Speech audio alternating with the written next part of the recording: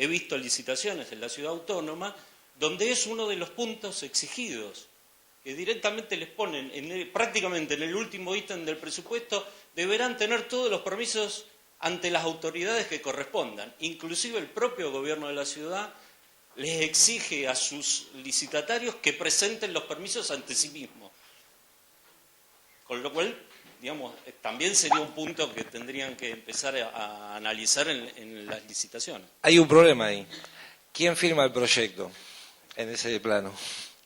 ¿Quién firma? Mirá, normalmente, por lo menos lo que yo tengo conocimiento, firman las empresas constructoras. Porque son los que hacen el proyecto ejecutivo.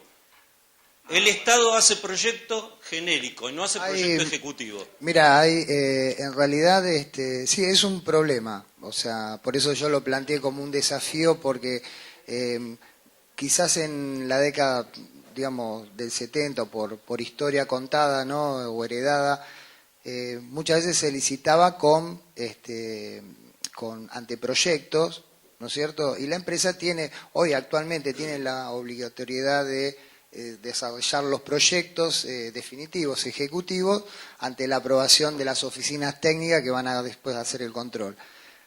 Pero lo cierto es que tanto Planificación Federal como Ministerio de Educación, en el caso actual, en la municipalidad también pasaba, pero actualmente es que te piden el proyecto ejecutivo desde los entes del Estado. Es decir, yo para acceder a un financiamiento, por ejemplo, con crédito del BID, debo sí o sí desarrollar el proyecto ejecutivo para pedir el financiamiento, para entrar en alguna convocatoria o algún programa o que el Ministerio de Ciencia y Técnica convoca.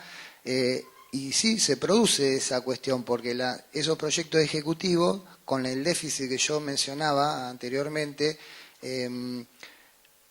hay problemas en la ejecución de los proyectos ejecutivos desde las áreas técnicas, que por lo menos yo tengo conocimiento. Entonces, esa falta de definición en esos proyectos ocasiona también posteriormente, ustedes sabrán, un gran problema en el desarrollo de las obras, porque también las empresas tienen sus déficits, y ante esas indefiniciones generalmente o terminan las obras judicializadas, con incongruencia, y eso se da entre arquitectos, digamos. Ese rol que muchas veces debemos cumplir de un lado y del otro entra en colisión cuando las cosas no son del todo claras. Y es cierto, se piden, a nosotros el Ministerio no nos pide los permisos antes de decir, no te financio si no tenés los planos aprobados. En ningún lado dice eso. En realidad, hoy mismo uno ve cualquier obra del Estado municipal, una biblioteca, el SEMA, o sea, vos pedís los planos aprobados, no están. No, justamente, digamos, es un punto crítico. Sí. En la ciudad autónoma, allá hace unos años, el Código de Edificación tenía un artículo que decía que las obras públicas y las obras de embajadas y países extranjeros no debían presentar permiso. De la noche a la mañana eso se eliminó y cualquier obra es de Juan Pérez. Entonces empieza a cambiar la legislación, esa actualización de legislación que se hablaba hace un ratito también, va haciendo modificar cuestiones. Entonces también habrá que repensar desde las oficinas como la tuya, digamos, que generan proyectos ejecutivos, ir elevando para arriba estas situaciones para que empiecen a bajar las respuestas. Sí, totalmente. Por eso decía que quizás Ariel lo planteaba en muchas de esas cuestiones de pregunta, que es muy piola poder, desde por ahí la función que cada uno le puede cumplir, el aporte que uno puede acercar, es que justamente ver qué aporte, qué cuestiones que pueden favorecer o beneficiar estos nuevos roles o estos nuevos procesos de obra para nosotros, para tener inclusive un claro desenvolvimiento en la obra. Como decía, uno maneja recursos públicos. Si bien en los pliegos los representantes técnicos, está contemplado, sí, en los pliegos el costo que la empresa en el presupuesto oficial, ¿no?, el valor del metro cuadrado, que también es materia de discusión últimamente. Les cuento, el miércoles estuve en las oficinas del Ministerio de Planificación por un pliego que nosotros entregamos para una biblioteca que estamos, para el equipamiento, y nosotros hicimos un presupuesto oficial. Y los de Planificación Federal me dicen, mira, los proveedores nuestros con este valor ni se presentan. Entonces digo, ¿pero cuál es el valor de la obra pública de eso? No sé, me dice, o sea... Bueno, o sea, saquemos por ahí las noticias de Daniel. Lázaro Báez, no hablemos de eso. No, pero lo que digo es que es verdaderamente cuando uno se enfrenta como funcionario, cuando un colega me dice eso desde una oficina del Estado Nacional, yo me vuelvo con mi pliego, voy a mi departamento de obra y le digo, muchachos, me dijeron en Buenos Aires que esto está por abajo del presupuesto oficial. Es muy barato. No se va a presentar nadie, con lo que también uno es una gran preocupación que un proceso licitatorio quede desierto, porque ustedes imagínense que una obra que supera 1 millón de pesos requiere, el marco nuestro es la ley de obra pública, ajustarse la empresa en sus cuestiones económicas, financieras, al requerimiento, tener todo en blanco, capacidad fiscal de contratación, ingeniero de seguridad, digamos, todas las generales de la ley, lo cual todo ese proceso que quizás a uno le lleva para licitar una obra de 1 millón de pesos 8 meses, si en esos 8 meses, y además uno cuando solicita un financiamiento arranca con un pedido de 1 año atrás, llegamos a esas oficinas, nos dicen dale para adelante, avanzamos 8 meses más, cuando se abren los sobres, el presupuesto queda, pero uno como arquitecto o tampoco puede decir, bueno, como esto va a tardar 2 años, yo te hago un presupuesto oficial que te lo van todos presos. Entonces, bueno, hay una gran dificultad en esos procedimientos, porque por otro lado, los entes públicos, como el que yo trabajo, como arquitecto, no dispone de un presupuesto para ejecutar un plan de obra. Y yo cuando digo que quedamos a merced del derrame de recursos de determinados lugares, corremos con estas serias dificultades de ejecución, sinceramente, porque uno no está, digamos, no es como un concurso que uno en igualdad de condiciones presenta proyectos y lo evalúan y sale. Uno va, de alguna forma, yo a veces digo, como mendigando recursos al Estado desde el propio Estado y bueno, y siempre con la gran angustia de saber que todo ese trabajo que involucra muchísimo, digamos, lo hablamos cuando vinimos la otra vez, no involucra a tanta gente esos procedimientos que uno como rol de profesional tiene muchas veces la tarea de una coordinación general, de poder ver todo el proceso, porque uno está con las áreas de compras, con el administrativo, con el que hace el llamado, con el que publica el que sube a la página de Argentina Compra, el correo, después la convocatoria, la apertura, la comisión de preadjudicación que está integrada por abogados, contadores, arquitectos, bueno, uno trabaja en ese contexto, intercambia, cada uno ve su métier, lo técnico, desde cualquiera, entonces uno asume también un rol multidisciplinar, que también es una formación, uno la ha tenido como les contaba hoy, cuando una vez me convocan de asesora técnico, yo jamás había estado en una...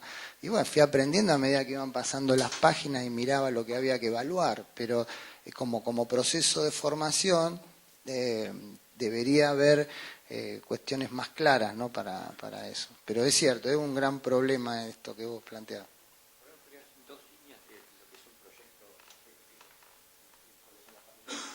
Bueno. Digamos, ¿qué es un proyecto? Bueno, o sea, el proyecto ejecutivo hoy es lo que se le pide a las empresas, la definición exacta de toda la documentación necesaria para poder construir la obra en sus más mínimos detalles, digamos, desde los planos de implantación hasta el detalle 1 en 5 del baño, digamos, el plano de donde arranca el entero, o sea... Bueno, y en esa...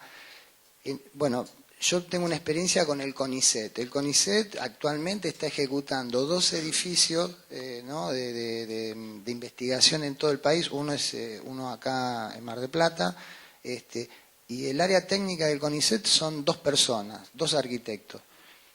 Y viste, yo pregunto, tengo más estructura yo que él a nivel nacional, y después hay, digamos, y realizan los proyectos ejecutivos. Lo que pasa es que los contratan, ¿no? Lo tercerizan. Bueno, tienen una estructura que les permite, cosa que nosotros, yo no puedo, digamos, no puedo contratar teniendo una planta estable, elegida, que es un personal no docente. O sea, poder se puede, hay que hacer todo un vericueto para decir que los que están no lo pueden hacer por determinados motivos, y por ahí se puede, pero a la vez no es una tarea, pero es un contrato. Bueno, realmente hay cuestiones, yo las hablé con París, acá el año pasado, para encontrar alguna claridad en esos procedimientos, ¿no? Porque en definitiva es tarea, se haga de una forma o de otra, es tarea profesional de un arquitecto, ¿no? O sea, es así de simple. Pero ahí también lo que decía Pablo, él lo hablaba desde el lado de la currícula de la universidad. Y vos lo estás hablando desde la estructura administrativa de la universidad. O sea, evidentemente, si bien gloriosa reforma universitaria, pasaron muchos años, necesita muchas actualizaciones, desde la currícula, desde lo administrativo, las discusiones que hay hoy sobre la acreditación o no de las carreras, si las carreras acreditadas pierden peso y ganan peso los posgrados, si se hace para hacer un negocio o se hace para mejorar. O sea, la discusión es muy grande, obviamente excede este panel largo, pero son cosas que hay que empezar a abrir, digamos, así como discutir si tal o cual materia se corresponde o no se corresponde, o si necesitamos que en vez de la carrera sea de 6, sea de 8, porque ya son tantos los temas que hay que abarcar en la carrera que son imposibles, porque así como dicen, tenemos un problema en cómputo y presupuesto, si no tenés un proyecto ejecutivo, ¿qué es cómputo y presupuesto? ¿Sí? También hace falta discutir qué pasa con la administración, qué pasa con los no docentes, qué representación tiene el no docente en el gobierno de la facultad. Y seguimos creciendo y no vamos a terminar pasado mañana.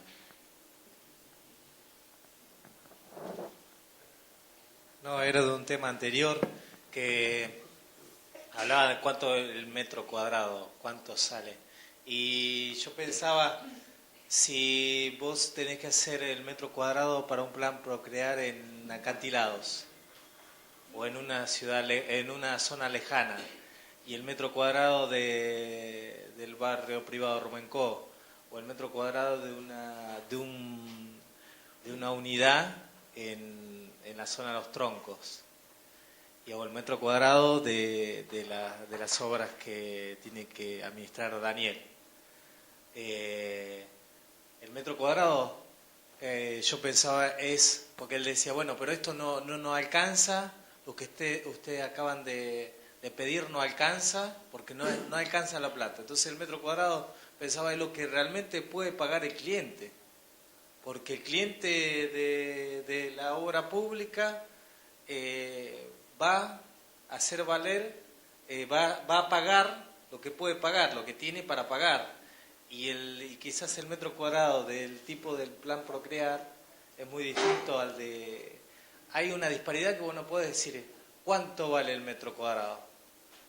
O sea, es lo que el cliente puede pagar, realmente. Porque él decía, bueno, pero si, qué sé yo, en la obra pública un sumidero vale tantos jornales de 2 personas, de 2 carpinteros, más un ayudante, y no lo puede pagar, y no lo puede pagar el Estado, ¿cómo haces? Entonces vale lo que el cliente puede pagar. Y quizás no está cubriendo lo que vale el trabajo más lo que tiene que ganar la empresa. No sé si me explico. Si están así. Sí, yo entiendo. En realidad, digamos, el valor de una obra tiene que ver con un cómputo y presupuesto, sea cual sea, y con las características particulares que tenga ese proyecto. Los pasos son, obviamente, los que marca el colegio, ¿no? Anteproyecto, proyecto, cómputo y presupuesto, para acercarnos lo más posible a un precio final o un valor final. La realidad es que cada obra tiene su propio precio por metro cuadrado y el tema de las planillas y cómo sacamos nosotros los honorarios son referencias para tener anticipadamente la posibilidad de tener un número final que se va a acercar lo más posible y bueno, en estos últimos años con el tema de la inflación cada vez es más difícil poder saber cuánto sale una obra con anticipación, porque obviamente los precios cambian permanentemente. Es muy complicado saber y decirle a un cliente cuánto sale el metro cuadrado de una cosa que todavía ni siquiera está ideada. Eso nos pasa a todos permanentemente, nos consultan permanentemente, sobre todo cuando tenés empresa, te dicen vos a qué monto tenés el metro cuadrado, como si nuestra empresa tendría un valor estipulado. En realidad tiene que ver obviamente con el tipo, con el proyecto, con la calidad de materiales, con todo. Claro, porque en realidad lo que tiene que ver, a ver, bien decía, vos das un costo por metro cuadrado que además lo das hoy, lo que dice Pablo. No sabes cuándo termina esa obra o cuándo promedia, son cosas completamente distintas. Pero de todas maneras, lo que vos planteabas me parece que tiene que ver con esto de al iniciar el contacto con el comitente, lo que vos haces es podés generar a partir de las solicitaciones o las necesidades que él tiene un proyecto, pero también en ese momento ya tenés que empezar a hablar de valores de posibilidades del comitente, porque en realidad lo que te fija el valor del metro cuadrado es la categoría de obra que vos vas a hacer. Entonces, al comienzo sí le podés dar una idea global de lo que puede salir esa obra en función de elementos análogos, casas de este tipo, de tales categorías similares a. Entonces le das una estimación total, pero en realidad el valor del metro cuadrado es el que vos sacás a través de un cómputo y presupuesto cuando tenés el proyecto completamente definido y entonces sabés cuál es la categoría de la obra, cuál es el precio final y cuál es el valor del metro cuadrado. Entonces, por ejemplo, vos decías, cuando empezamos con un tema del procrear, para el procrear, si vos sabés el monto que le van a dar al comitente, a partir de ahí tendrás que hacer la inversa en realidad. Sí, dividirlo para intentar llegar, cosa que eso es parte de otra conversación, es decir, porque los valores que se están manejando obviamente no llegan a los valores mínimos de metro cuadrado de la analogía que quieras tomar. Por lo cual, el proyecto que vos tenés que hacer tiene que ser muy ajustado, de características particulares, para que ese monto que te da el banco hipotecario pueda llegar a resolver la obra, cosa que generalmente no se da, y lo que sí aparece rápidamente es, hablas con el comitente desde el comienzo ya, dice, bueno, pero ¿cuánto más hay para incorporarle al monto de obra que va a otorgarnos el banco? Claro, que es muy distinto al desarrollador que va a decir yo voy a vender esta unidad a tanta plata, entonces a mí me sirve que vos me construya a tanta plata. Exacto, pero eso es lo que hace, no es así, pero digamos, empiezan desde otro lugar, es decir, generan un proyecto en función de las condiciones, eso te lo explica bien Pablo, pero digo, en función de las condiciones, en las condiciones del mercado, del andarivel donde cada uno quiere instalarse, es decir, como vos decís, yo puedo resolver que mi empresa haga procrear, haga, dijiste, Rumanco, haga propiedad horizontal o haga, no sé, lo que le pida, edificios de hotelería 5 estrellas, ¿entendés? Digamos, cada una de esas cosas son miras donde las empresas constructoras ponen sus objetivos. En función de eso sacan costos de empresas con sus gastos generales, con todas sus incorporaciones, gastos impositivos, etcétera, etcétera, y eso le determina un costo para eso. Y después, además, tiene ya hecho el estudio del valor de venta del producto que está fabricando, para saber si le sirve o no, si quiere o no, la diferencia entre lo que es el construirlo y lo que es el vender, el ofertarlo después, ¿no? Pero digamos, eso yo creo que Pablo como que lo... ¿no? ¿Está? Un poquito, pues veo que la conversación va para el lado del metro cuadrado. El objetivo un poco de incorporar esta pregunta que sabía que iba a generar debate es utilizarlo como excusa en el sentido de, o sea, no perder de alguna forma el papel que tenemos los arquitectos en manos de otras profesiones. En el sentido de que hoy, en un proyecto de inversión, el que modela el precio es el agente inmobiliario, es el contador, la persona en una escala menor que da respuesta a cuánto sale el metro cuadrado es el constructor, el albañil.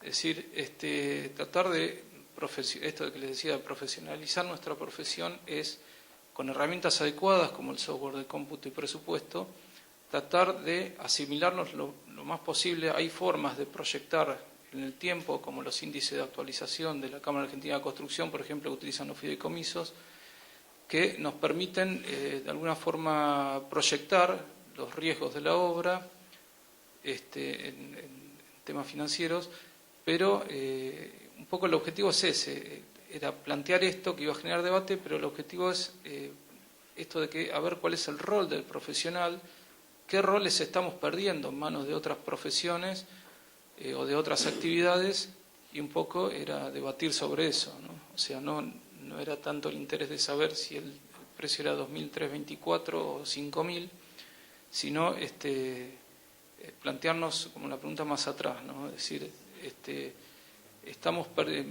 digamos, ¿quién es la persona adecuada para responder esto? Ante la pregunta del millón que a todos nos hicieron, de cuánto vale esto, porque eso puede decidir inversiones, puede decidir animarse a hacer una casa, que es la inversión de toda una vida, y el errarle, una vez definido el proyecto, con números muy globales, o que saco del pasquín de Clarín de Arquitectura, es quizás no ofrecer un servicio de calidad, es decir, alejarnos después que digamos, el comitente tenga que aportar mucho más dinero del que se había prometido que iba a salir la obra, y es en detrimento de la profesión, ¿no? Es la figura del arquitecto que es el que pierde, digamos, calidad, y ahí estamos todos, que caemos en la volteada, es decir, es la profesión nuestra que termina perjudicándose en general, ¿no? Entonces, independientemente de calcular o no, con un error de más o menos 5% o el que sea, es tratar de preguntarnos cuál es el rol nuestro dentro de estas preguntas que parecerían ser propias de nuestra actividad. Sí, yo quiero, de mi parte, terminar diciendo que me parece importante que el tema de las nuevas modalidades, en realidad, tiene que ver con las posibilidades que tenga cada uno de trabajar en determinada parte de la profesión. Y sobre todo para los que recién arrancan, me parece que hay muchas posibilidades que tiene la profesión para dedicarse de lleno, obviamente a través de sectorizarla quizás a la profesión, o tomar parte de ella, como he hecho yo, como hemos contado cada uno de nosotros, cómo hemos iniciado. Y me parece que la posibilidad de que esta experiencia al colegio, la posibilidad de hacer una comisión que pueda estudiar vuelvo a repetir, la manera de que la formación de grado tenga la variedad y la amplitud que hoy la profesión requiere en la calle, me parece que puede ayudar a que los futuros egresados tengan más herramientas para poder trabajar como arquitectos. Esa es mi conclusión. Sí, en realidad, bien, yo acordamos con lo que dice Pablo, y fundamentalmente lo que queríamos dejar en función de lo que hablaba Ariel era que en realidad esto de competir por precio, que es otra discusión que se da también, es una falacia.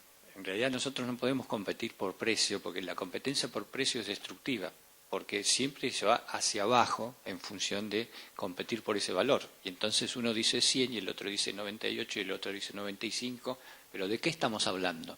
Acá hay precio, que es un honorario. El honorario es la retribución justa por determinada tarea, y determinada tarea es la que fija la incumbencia para ese tipo de respuesta. Es decir, si nosotros tenemos que hacer proyecto y dirección y vale 100, vale la totalidad de las tareas que tenemos que hacer para que ese proyecto de dirección esté completo, entre, por ejemplo, las que están incorporadas, el cómputo y presupuesto detallado. Quiere decir que nosotros no podemos sacar ese tipo de cosas en función de que el valor del honorario sea más barato, o más económico, si quieren que lo llamemos. Porque en realidad, en el momento de que eso llega a algún litigio, el problema surge que nosotros no hemos hecho las tareas correspondientes a el proyecto.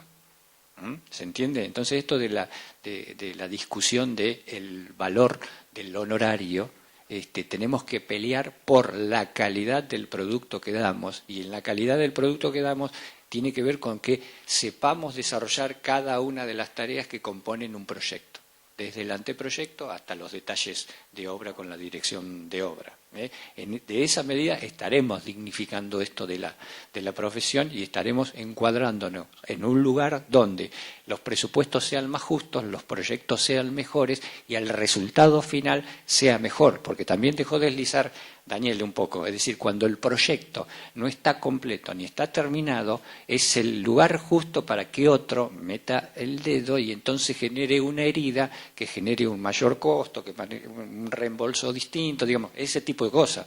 Por lo cual, tanto la documentación gráfica como la escrita que nosotros debemos hacer para acompañar el proyecto es lo que da el valor del honorario justo y es lo que nos da la posibilidad de competir.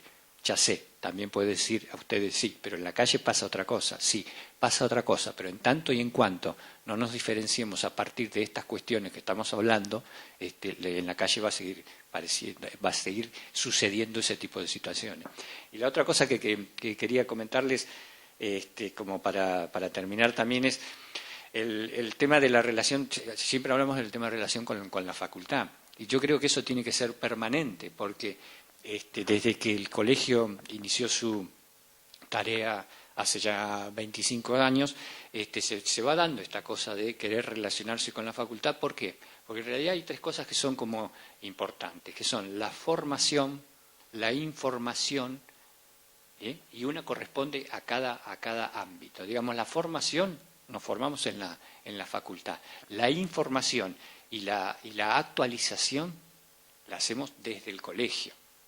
Eso no quita que también tengamos que hacer en algún momento formación para los profesionales que ya están recibidos, pero también lo que tenemos que tender siempre, tanto desde el colegio como de la facultad, a que aquellas cuestiones que se detectan en la calle a partir del colegio, a partir de la comisión de jóvenes, digamos, todas esas cosas que vemos que estamos charlando acá como falencias del ejercicio profesional de los matriculados, podamos de alguna manera retroalimentar a la facultad diciendo está faltando esto, esto y esto, y creemos conveniente que a la currícula se le incorporen determinados conocimientos porque son técnicas nuevas que se van dando en la facultad y debemos ayornar cada uno de los programas que la facultad está dando. Digo, es un ida y vuelta en el cual sí, desde el colegio nos podemos y nos debemos hacer cargo de esto de la actualización permanente a posteriori, pero de la formación tiene que ser la facultad en principio, ¿no?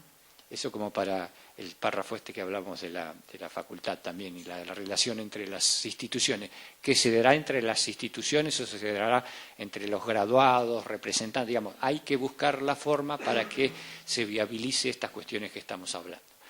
Bueno, nos queda nada más que agradecer a los arquitectos del panel por estar participando y traer obviamente sus experiencias aquí, a todos ustedes por estar, acompañarnos y bueno, y si al primer día, el Día del Arquitecto, levantamos la copa y brindamos por los arquitectos que se estaban matriculando y por el Día del Arquitecto, obviamente los invitamos ahora a cerrar la semana con un nuevo brindis y porque nos sigamos juntando en esta que es la Casa de Todos los Arquitectos. Muchísimas gracias.